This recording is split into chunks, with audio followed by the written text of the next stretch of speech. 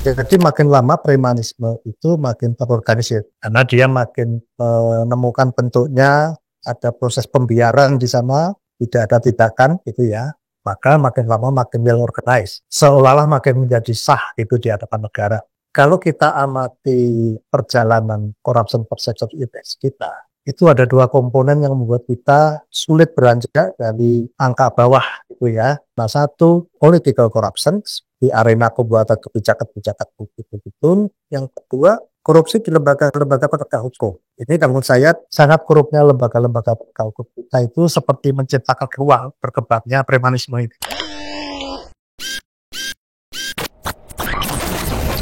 Halo sahabat integritas, jumpa lagi di kanal Satu Visi Utama program Buka Kartu. Roslan, ya, salah satu pejabat yang diangkat oleh Prabowo sebagai menteri, mengatakan bahwa ratusan triliun investasi kabur dari Indonesia karena adanya premanisme ormas. Nah, ini tentu menyakitkan karena ketika kita lihat ya pada era Pak Jokowi begitu gembiranya mengatakan kepada publik bahwa sudah ada investasi asing masuk untuk membangun IKN dari negara ini, dari negara itu dan seterusnya, tapi ternyata nggak ada gitu ya. Nah, ini sesuatu yang sebenarnya mengancam eksistensi dan penguatan ekonomi Indonesia secara keseluruhan. Indonesia sudah kalah jauh dari Vietnam, kita juga kalah dari Thailand, kita kalah dari Malaysia gitu ya. Lawan kita siapa sekarang? Timor Leste mungkin ya, negara yang justru pernah menjadi bagian dari Indonesia gitu ya. Tentu ini menyakitkan buat kita sebagai warga. Nah, untuk membahas soal itu kita akan berdiskusi dengan Mas Dadang Trisasongko. Mas Dadang Trisasongko ini adalah Sekjen dari Transparansi Internasional Indonesia atau TII dari 2013 hingga 2020. Kemudian juga adalah pendiri dari Merkov Law and Governance, ya, sebuah institusi yang bergerak juga pada penguatan good governance di Indonesia. Kita sapa Mas Dadang. Mas Dadang, apa kabar? Baik, gimana kabarnya nih? Sehat, Mas? Oke, kita ngobrol apa ini? Kita akan bahas soal premanisme ormas ini. Nah, ini kan sesuatu yang bukan hanya investor sebenarnya ya yang resah, akan tetapi juga masyarakat kecil yang berbisnis kecil-kecilan juga banyak diganggu ya oleh mereka sebenarnya. Nah, kita ingin menguliknya dari sudut pandang bagaimana premanisme ormas ini sudah memberikan dampak negatif yang cukup lama bagi kegiatan ekonomi Indonesia. Tadi di awal aku menyebut misalnya sudah ada pengakuan nih ratusan triliun kabur ya dari Indonesia karena premanisme ormas. Kemudian juga kita juga sering mendengar kasus-kasus di mana bahkan pengusaha kecil menengah juga harus dipalak sana sini gitu ya, membayar ini membayar itu yang itu sebenarnya merupakan biaya ekonomi tinggi. Nah, high cost ekonomi ini kan sebenarnya membuat kita nggak kompetitif, Mas Dadang ya. Nah, kalau selama di TI, Mas, setidaknya kajian-kajian TI yang masuk kepada ranah membedah persoalan ini, kira-kira apa yang bisa disampaikan ya? Sehingga ini juga bisa menjelaskan apa yang dikeluhkan oleh para pengusaha yang itu disampaikan juga oleh mulut pejabat publik kita. Iya, makasih. Ini sebenarnya statement pakai dari pejabat kita itu seperti mengkonfirmasi ya satu fenomena yang sebetulnya bukan fenomena baru. Itu dari dulu ya, dari dulu eh, korbannya itu dari ekonomi lapis bawah, para pedagang di pinggir jalan gitu, sampai pada korporasi-korporasi besar yang mungkin dari luar negeri bahkan investasi. Nah, tadi disebutkan istilah premanisme ormas itu, menurut saya memang. Jadi makin lama premanisme itu makin terorganisir. Karena dia makin menemukan bentuknya, ada proses pembiaran di sana, tidak ada tindakan gitu ya, maka makin lama makin well organized ya. Dan seolah-olah makin menjadi sah itu di hadapan negara. Padahal premanisme itu sebetulnya non-state actor gitu ya. Nah, itu kenapa begitu kalau menurut saya ya. Kalau kita amati perjalanan corruption perception index kita, itu ada dua komponen yang membuat kita sulit beranjak dari angka bawah gitu ya. Kita pernah 40 tapi ya turun lagi, susah payah naik. Ada dua fenomena. Satu, political corruption di arena pembuatan kebijakan-kebijakan publik begitu. Yang kedua, korupsi di lembaga-lembaga penegak hukum. Ini menurut saya sangat korupnya lembaga-lembaga penegak hukum kita itu seperti menciptakan ruang berkembangnya premanisme ini. Ya, itu dibiarkan begitu. Mungkin dalam berbagai kasus mereka ada hubungan di belakang gitu ya. Ada hubungan simbiotik di belakang. Dan itu bukan hanya di Indonesia, saya. Di negara Amerika Latin, kekuatan-kekuatan drug begitu, Ya. itu juga punya simbiotik gitu ya, relationship dengan negara di belakang. Nah, jadi konteksnya ini karena sistem kita sangat korup, maka premanisme berkembang dan makin well organized. Ya. Bahkan ceritanya bukan hanya soal pelaku ekonomi yang menjadi korban, ya. Yang dipalak, yang diperas, yang diintimidasi itu saya dulu punya program pendampingan sekolah-sekolah kebenaran kelola. Itu mereka kalau pas dana bos turun, itu pada datang antri. Seperti Laron ya. Kayak punya jatah gitu ya, secara resmi punya jatah. Itu bentuknya bisa macam-macam. Ada yang seolah-olah dan jadi gini, bawa kasus nih, ada temuan korupsi, kayak gitu ya. Ngaku wartawan di Pemerasan gitu ya. Wartawan bodrek lah gitu ya, abal-abal. Ada juga yang mungkin lebih sopan pakai proposal.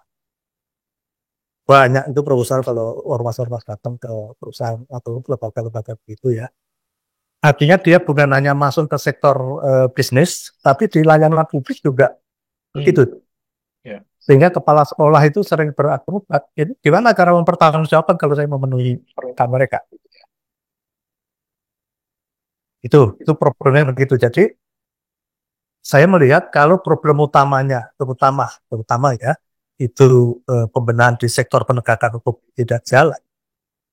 Itu yang terjadi ya kekuatan seolah koersifnya itu dikendalikan oleh kelompok-kelompok ini. Yeah. Yang harusnya negara yang memonopoli kekuatan koersif, kelompok-kelompok yang well organized ini yang akan mengendalikan.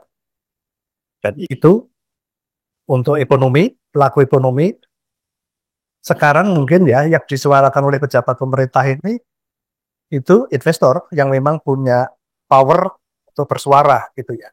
Tapi sudah puluhan tahun pelaku ekonomi di bawah menjadi korban nggak punya suara, nggak mampu menyuarakan itu, dan kalau mengeluh mungkin ya melawan ya. Itu fenomena kayak pungli-pungli yang di bawah gitu ya. Jadi pungli itu bukan hanya pungutan di luar aturan, tapi pungutan oleh orang-orang yang tidak berhak, bukan negara. Ya. Menurut saya mungkin cara pandangnya seperti itu ya.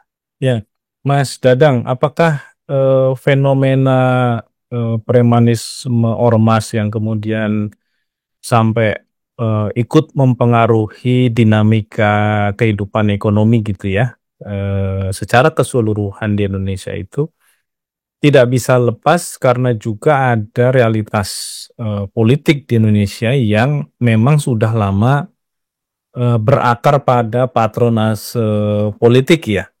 Jadi aspek patronase politik ini menguntungkan elit-elit politik yang memiliki koneksi dengan mereka. Karena mereka memiliki juga kekuatan untuk bisa memobilisasi. Misalnya dalam konteks pemilihan, dalam konteks menjaga daerah pemilihan gitu ya, dan lain-lain. Nah, apakah ketersambungan inilah yang membuat ya kita juga menjadi sulit untuk memotong mata rantai persoalannya. Setuju. Bahkan dia ini lebih hulu lagi produknya ya, lebih hulu lagi karena ada semacam kerjasama itu ya, saling menguntungkan sebetulnya. Di satu sisi ormas preman ini membutuhkan apa ya, power yang lebih besar lagi untuk bisa mengeruk gitu ya. Di sisi lain ormas ini punya massa yang banyak gitu, dia bisa mengendorse juga gitu ya. Dan kalau kita lihat banyak politisi juga yang datang gitu ya untuk bertemu.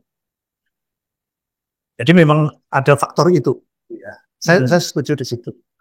Dan ini ya kalau melihat masing-masing tingkatan bisnisnya yang diperas, yang diintimidasi, itu pelakunya juga macam-macam gitu ya levelnya. Ada yang betul-betul ya orang pemain lokal bawah, ini memang ada juga yang punya afiliasi di tingkat nasional, kayak gitu.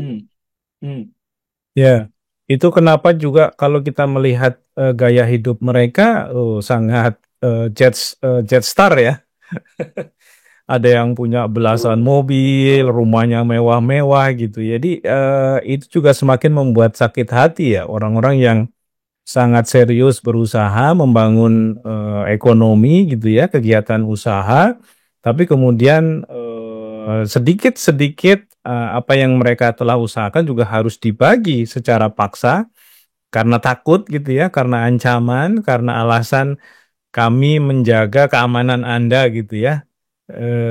Padahal yang memberikan rasa aman itu mestinya aparat penegak hukum, bukan model seperti hari ini ya kita sering sebut sebagai privatisasi sektor keamanan gitu ya, yang ini juga membuat persoalan menjadi lebih rumit. Nah, Mas Dadang, kalau kita letakkan dalam konteks kebijakan Prabowo ya hari ini, apalagi kita juga harus melihat bahwa kita ini babak belur di berbagai sisi, efisiensi anggaran juga sedang dilakukan. Pada satu sisi juga ambisi Prabowo akan menggenjot pertumbuhan ekonomi Indonesia sampai 8% gitu ya. Di tengah karut marut persoalan dalam negeri ya, aku sih melihat apa yang kita hadapi hari ini, apa yang membuat kita ini juga kalah dari negara lain dari sudut pandang kegiatan ekonomi, investasi gitu ya. Taruhlah yang sederhana, Vietnam, Thailand itu sekarang bisa mengekspor durian premium mereka gitu ya. Kalau di kita ini pemain lokal aja gitu. Sepanjang musim durian ya masyarakat yang beli, tapi kemudian tidak dikemas sebagai sebuah produk yang bisa punya nilai jual yang lebih tinggi gitu ya. Konsumennya sebagian besar adalah masyarakat Cina. Itu kan karena faktor dalam negeri kita, Mas Dadang ya. Artinya ada berbagai macam persoalan yang harus diatasi oleh pemerintahan Prabowo. Nah, dengan keluhan semacam ini dan kita tahu ini juga membawa dampak yang serius bagi investasi, ekonomi membutuhkan investor supaya bukan hanya negara yang menggerakkan ekonomi, apalagi tadi negara juga kekurangan uang sekarang gitu ya, sehingga harus banyak dibabat sana sini sumber anggarannya. Apa yang perlu di set up gitu ya oleh pemerintahan Prabowo dalam konteks kebijakan mengatasi pelan-pelan persoalan yang sudah cukup mengakar ini gitu. Apakah tadi berarti fokusnya adalah pada upaya reformasi penegakan hukumnya? Karena kita tahu salah satu hal yang membuat Indonesia itu tidak kompetitif atau kurang kompetitif dari sudut pandang dunia usaha itu kan karena kepastian hukum ya. Sudah bayar ini, sudah bayar itu tetap aja nanti bermasalah gitu ya. Atau tiba-tiba ada sertifikat ganda gitu ya. Yang ini yang dianggap legal, tapi yang satu mengatakan kami yang legal gitu ya. Belum lagi ya persoalan-persoalan yang sedang kita bahas ini, Mas. Kira-kira apa strategi jangka pendeknya gitu? Karena keluhan ini sudah disampaikan secara terbuka. Kalau keluhan ini disampaikan orang dalam ya Prabowo gitu ya, artinya harusnya lebih nyaring ya, kebenarannya dan harus segera ada tindak lanjut. Tentu ada jangka pendek atau jangka panjang, menengah paling tidak yang harus dilakukan.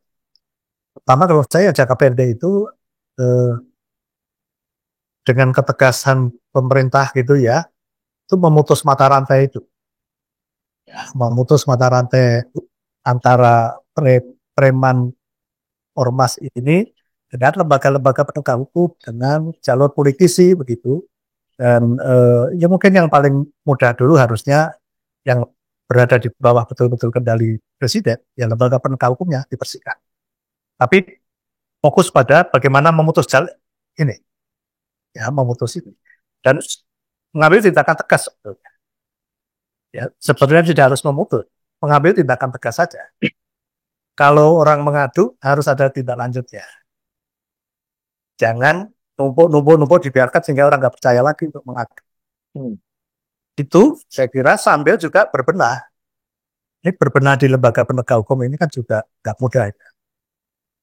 Kita sudah mendorong reformasi lembaga penegak hukum itu sejak reformasi awal begitu ya. Sampai punya KPK begitu. Tapi kekuatan reformasinya justru yang Melemah. melemah sekarang gitu ya. Jadi memang menurut saya strong leadership itu ya, effective leadership dari presiden untuk memastikan penegakan hukum jalan terhadap berbagai praktek premanisme. Bukan hanya yang di investor gitu ya, tapi juga yang di bawah. Karena ini juga, menurut saya, mau pertumbuhan 8%, tapi kalau ada sabotase begini, tidak akan tercapai. Jadi potensial menyabotase program ekonomi baru.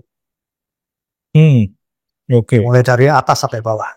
Jadi harus ada tindakan konkret untuk penegakan hukum lagi yang lebih tegas, tetap punya akuntabilitas gitu ya. Dan itu sih jangka pendek. Dan pembenahan di lembaga penegak hukum ini bukan hanya akan membuat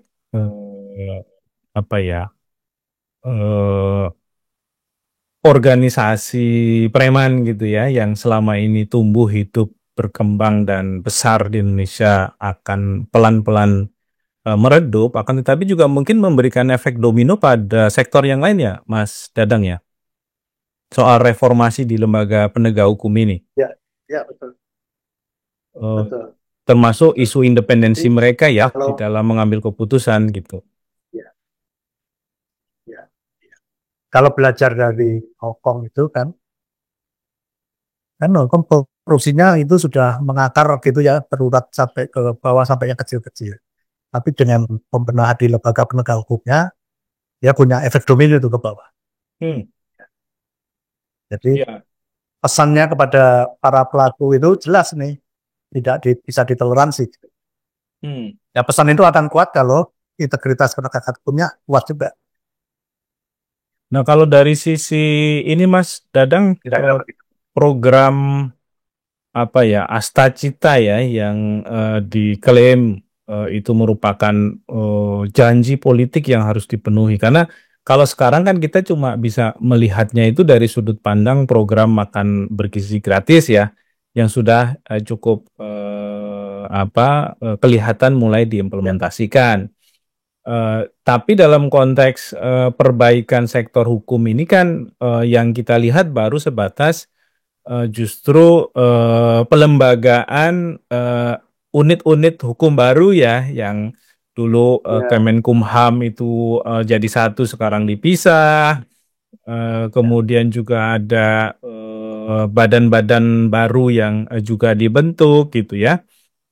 Tapi tidak atau belum menyentuh ke aspek reformasi strukturalnya gitu ya Mas ya, yang itu penting, dan kita belum juga melihat bagaimana platformnya kemudian itu disampaikan kepada publik. Nah kalau kita lihat juga dari kelanjutan Stranas PK yang baru saja ditandatangani SKB-nya oleh beberapa pihak, ada Kemendagri, KPK, kemudian juga KSP, kan lagi-lagi ujungnya adalah fokus di perizinan gitu. Nah ini kan jadi agak berputar-putar nih Mas.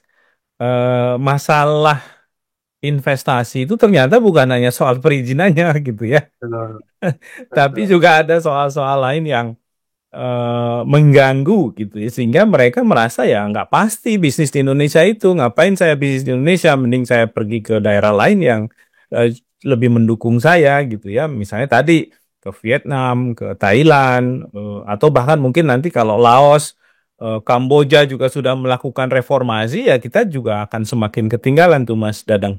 Ya, jadi kalau saya melihat starting bisnis mungkin dipermudah gitu ya. Tapi ketika orang sudah mulai bisnis itu yang mulai rumit. Baik. Ya itu ya. Ini orang kayak terjebak gitu ya. Investor pun merasa terjebak. Masuk, masuk, masuk, masuk. Tapi di dalam ada masalah begitu. Ya. Pungutan liar, kekerasan. Nah, reformasi kalau saya menilai sejauh ini, reformasi kelembagaan penegakan hukum kita itu tidak betul-betul didasarkan pada hasil evaluasi gitu ya. Hmm. Yang serius, yang komprehensif. Misalnya, kayaknya lebih pada akomodasi politik gitu ya. Ya. Jadi misalnya KPK. KPK direvisi undang-undangnya itu apa? Reasoningnya. Sudah ada evaluasi yang seperti apa? Yang bisa Hmm. jadi bahan debat publik. Gitu ya. Ya. Jadi kita kayaknya memang nggak serius. Penataan kelembagaan, memperbaiki sistem integritas itu. Ya kalau yang lalu Pak Jokowi itu banyak membubarkan lembaga, gitu. Ini malah pikir yang baru gitu ya. Hmm. Nah, itu juga reasoningnya apa? Apakah memang bagian respon terhadap problem akarnya atau sekedar akomodasi politik? Gitu. Ya. Sehingga yang namanya Stranas Sport sebetulnya ya Stranas itu hanya membersihkan halaman saja nih supaya orang masuk gitu ya. Supaya lancar rumput-rumput ditebang-tebang jalan masuk, tapi begitu di Ya. dalam banyak hantunya. Ya, banyak hantu, banyak ular gitu ya.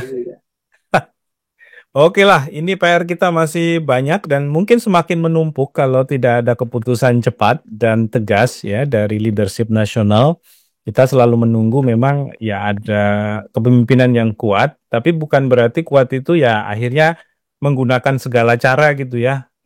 Menggunakan aparat penegak hukum, menggunakan instrumen kursif untuk menekan kelompok tertentu, akan tetapi kuat dalam pengertian mengatasi berbagai macam blokade yang yang dihadapi oleh mereka dalam rangka mendorong perubahan gitu. Nah, itu yang menurut kita juga menjadi penting. Nah, apakah Prabowo berani atau tidak ya kita akan lihat sampai 1 tahun 2 tahun ke depan. Tapi jika tidak ada perubahan ya mungkin ini saatnya memang kita kembali mendiskusikan secara lebih serius bagaimana model leadership ke depan yang jauh lebih bisa mengakomodasi kebutuhan dan kepentingan publik secara luas di Indonesia. Mas Dadang, terima kasih untuk insight-nya. Sudah mampir lagi ke kanal Satu Visi Utama. Semoga lain kali bisa datang di studio Satu Visi Utama supaya para subscriber kita, penonton kita itu tidak menganggap channel kita ini juga kena imbas efisiensi gitu ya. Jadi acaranya cuma pakai Zoom. Memang dari awal pakai Zoom. Pakai Zoom. Oke, demikian Sobat Integritas. Makasih ya. Kita ketemu lagi di lain waktu. Sampai jumpa.